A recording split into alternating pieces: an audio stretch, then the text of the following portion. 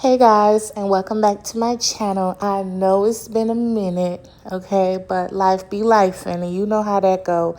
But today I'm going to show you how to make this super delicious and easy crispy golden chicken wing dinner. So first, I have my clean chicken wings here. I'm leaving them whole, and I'm going to be seasoning the chicken with Slap Your Moms, some smoked paprika, some of this garlic butter seasoning. I really like it. I put it on everything. It's delicious. No, I'm not sponsored, but I'm always putting y'all on, or at least until Spicy Girl and It's Lit Lemon Pepper hit these streets again. So you want to season this as heavily or as lightly as you prefer. I just, go with my vibe, my heart when I'm seasoning pretty much. And then I'm also going to add some red chili flakes. You want to mix this up and allow it to marinate. An hour or up to overnight is even better. But today is going to be an hour, honey, because your girl got to go. So I mix this up, get it nice and mixed in, and then I set it to the side. So everything that's in this video came from the Aldi grocery store. I got these cavatappi noodles. I always use them, but for some reason they look a little different than the ones in the regular grocery store versus Aldi. But yeah, this is a cheese that I also found in there. It was a specialty cheese, and I just wanted to give it a try. Again, I always tell you guys when I make something repeatedly, if this recipe is not for you, I have several versions of mac and cheese, and I just like to experiment and explore certain things. And yeah, so remember, all ingredient measurements will be in my description box, so make sure you guys check that out. So now let's make the sauce for the mac and cheese, which is a super simple, the super basic, no flour, no egg method. And I add melted down some butter, and I'm gonna add my heavy whipping cream down in here. Okay, just heavy whipping cream, a few turns around the pan, and you're good to go.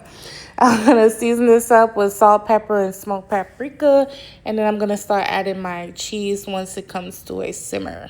So y'all, my birthday just passed like 3 days ago, and I had a good time. Okay, I'm probably gonna be posting those pictures really soon. Or you could, hit me up on the socials if you so feel inclined, and we could chop it up. So I'm adding my mozzarella down in there, my mozzarella balls. I also added a half a block of cream cheese. It's kind of sort of like a stabilizer, but you can leave it out. It's optional. I've made this macaroni and cheese stovetop as well with no cream cheese, and it still worked out. So if you don't have it in your house, you're fine. If you have it, use it. And so once I get everything nice and melted down, then I'm going to add the shredded cheese. This is the cheese I shredded. This is the cheddar and the white cheddar, the habanero honey cheddar. Now, I thought this was going to be a bad idea. Y'all know if a recipe doesn't work out, I don't even put it up here. But this sauce was probably one of the most amazing cheese sauces I've had. And I'm going to make this exact sauce again, but in one of the versions that I've made before. So the cheese is definitely a hit. But now I see why people add sugar. There's some people that add a dash of sugar to their mac and cheese sauce. I've never done it, and I'll never do it. But I said a little honey won't hurt. So the honey and the cheese, of course. Once I added on my cheese, I got it all nice and mixed up. And I'm going to pour the sauce over the noodles just like I'm doing here. Nice and creamy, nice and good to go, flavorful. You want to mix this in really well and then top it with the rest of your cheese. I know last time I said I wasn't going to leave y'all again and I was back and all this, that, and the third. But you guys already know how life goes. It is what it is. But this time I'm not, honey, because I recorded ahead of time. So I'm just going to start putting them out. So if you see the most random to the most, you're going to see some randoms. But, at least they're coming, okay? You might see a holiday recipe. You might see a spring recipe, a summer recipe. Girl, I don't know. But I'm putting them all out. Period. Okay, somebody might want to see it. So you want to top this off, pop it in the oven, allow it to get nice and golden and beautiful. I did top it with some more smoked paprika on top and some black pepper. You can't make mac and cheese without pepper, okay? I know some of y'all use white pepper. That's fine, I guess. But I love black pepper and it on mine. So once I get that nice and squared away, now I'm going to get the flour mixture together. Today I won't be using cornstarch because I did not have any. Okay? And this is a master class on what to do when you don't have an ingredient for a specific recipe. So to my flour, I added the smoked paprika, the butter seasoning, the slap your mom, the salt and pepper. Cool. That's good. It's good to go. Mix it up. And this is what we're going to dip the chicken inside of once it's nice and good to go. Next is the egg mixture. I have 2 eggs here. I'm going to add a little bit of milk and salt and pepper, and then I'm going to mix it up. I season every step. This is why I don't over season a specific step. I don't over season the chicken. I don't over season the flour because I know every step I'm putting salt and pepper. Okay, I don't care if it was 100 steps. Every last one I'm getting salt and pepper. Once I get it nice and mixed up like this, now I'm gonna start breading my chicken. Child, I took about 5 of them wings, popped it in a bowl, get them nice and coated. At this step right here, it doesn't matter how many you put in. You're just trying to get it coated with the eggs. Oh, I'm just going to keep going like I don't see that. Okay. But now I'm going to get it nice and tossed around and coat it in the egg and milk mixture. And then we're going to dip it into some flour, honey, okay? Dip it in the flour. Y'all, I know people like fried food. I love fried food, too. Don't get me wrong. I'm not going to try to sit here like I don't eat fried foods. But I really don't have that much recipes on here of me frying anything. I have fried chicken a few times, but I don't really fry much like that at all. But once I get it coated, I'm going to add it down into my flour mixture and get it nice and pressed in. And once you get it nice and coated and pressed in, you want to put it down on a rack or a plate, just somewhere it could sit for 10-15 minutes before you fry it. Now, this is a part where you get them coated and then you get your oil started so your oil can come up to temperature. And by the time that's up to temperature, that's the 15 minutes right there. So, so just in case you're wondering, oh my God, how long? There you go. That's your 10-15 minutes. And the chicken is perfectly coated and it'll be nice and crispy, crunchy when we're done. So for my birthday, I got nice and pretty and I went to the Katie Vibes Lounge and I had some lemon drops. I hung out, listened to some music, some live music, and that was really fun. And I did it solo, y'all. I went out solo and it was fun. It was peaceful and I made it home safely. And that was that. But this is what the macaroni cheese looks like. Nice and bubbly, golden, delicious, smells amazing. That 3 cheese combo was good. I'm not even kidding. Again, if it didn't taste good, it wouldn't make this channel. And yeah. So once I got it out, I allowed it to rest. It's still nice and bubbly.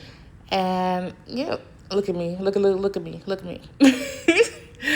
I touched something. But anyway, now I'm going to start frying my chicken. I'm going to do about 4 pieces at a time because my wings are whole and as well as they're kind of big. Y'all, have y'all noticed how the chicken, no matter what part it is, just big old chickens, okay?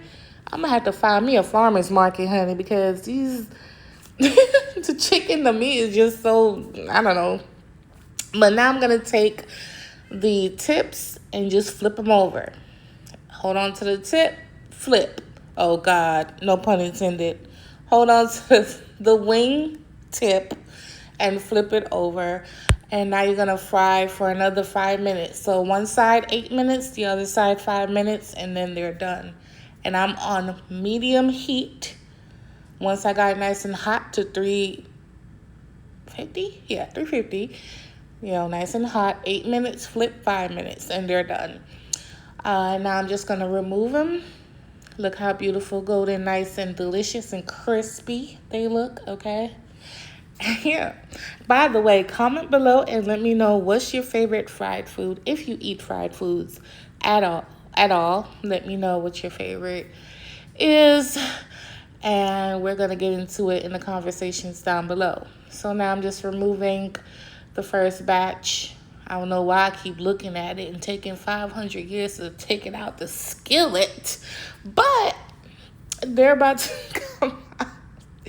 Now, before you add the other batch, you want to wait about 2 to 3 minutes before you start frying chicken again. That's just my way, you know, to get the oil back up to temperature. So I'll wait like 2 minutes, and then I start putting the next batch down in here. By the way, I know y'all can't see me, but I don't know why I'm so nervous doing this video. It's like, because I haven't recorded or posted anything in a while, I'm just like, oh my God. But now I'm going to saute down some spinach. I'm going to start by melting down some butter. I'm going to add onions, garlic, and peppers. And I'm going to season this with the same butter seasoning. But, of course, you can season it however you want. Or just do salt and pepper. You already know spinach doesn't take much at all.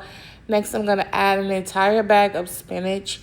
And I'm going to cover it and just let it do its thing on medium heat or medium low. Just let it, you know, do its thing, and that's it. But you can use whatever side or vegetable you prefer. I wish I had cabbage, but today I had spinach. And this is what it looks like.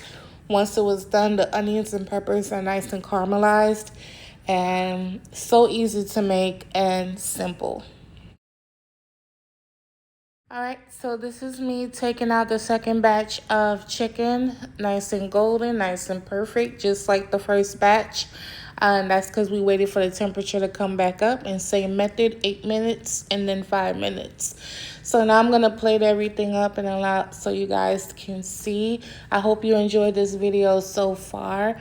I appreciate y'all always sticking around and, you know, supporting my channel. If you're new, if this came across your FYP, my name is Misha. I've been cooking on this channel for about, I guess, a decade by now, on and off. And, you know, every now and then I pop in, pop out with a recipe. But other than that, again, I appreciate y'all patience and showing me love. But this is what the plate looks like. It was so good, delicious, and filling. And if you try it, tag me and let me know what you think. It's fail-proof. You can't mess it up. And I hope you enjoyed it. And thank y'all. I'll catch you on my next video. Bye.